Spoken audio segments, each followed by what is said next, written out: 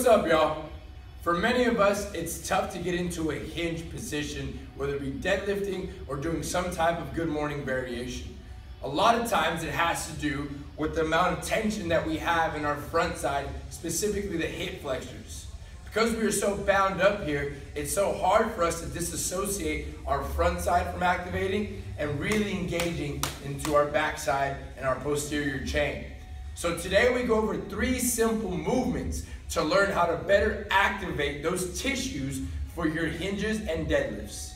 Now, the first exercise we're gonna do, very simple.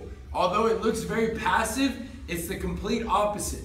So I allow myself to lay down on the ground. My shoulders are flat, relaxing the upper body. From there, I bring my knees right over the hips, and then finish the exercise by locking out the legs and pulling the toes back towards the face. Now, it's super easy to be very passive here, but that's not what we're doing. We're trying to build tension through pulling the toes back towards the face. I'm driving my belly button and pelvis down into the ground, separating as I'm creating the tension through the heels and through the pelvis. You'll be here for 30 seconds just holding and hanging out, enjoying the view.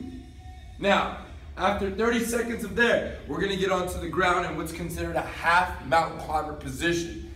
Now, normally, people need to feel this stretch in the hip flexor by putting their knee all the way back and getting this passive stretch. But that's not what we're doing. We're putting the knee directly under the hip and then allowing our pelvis to go into extension as I drive down into the ground. Now from here, again, just like I was on my back, I'm going to create all my tension today. I'm creating the tension through this point of contact with the foot and my pelvis. I'm driving my foot into the ground and driving my pelvis back behind me.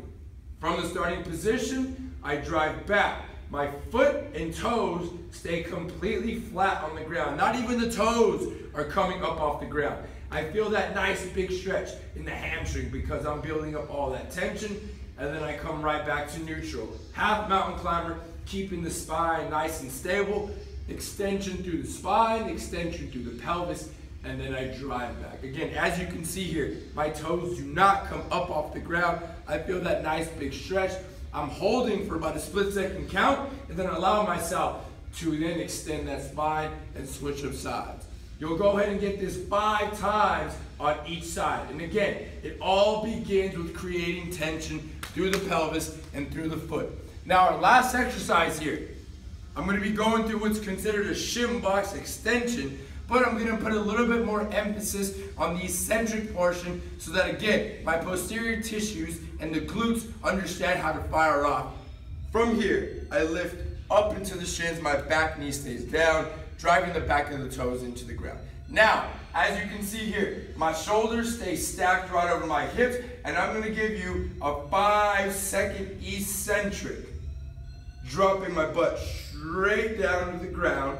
Once I get on the ground, I then SHINBOX switch, keeping the booty flat, feet stay flat, toes in the ground, drive up, and again, as I go down, I'm driving my hip down as I drive my knee forward. Again, there's a common theme between these 3 exercises here, y'all. It's about building up tension, and it's about opposing forces. As one joint is driving in one direction, there's an equal or opposite force going in the other direction.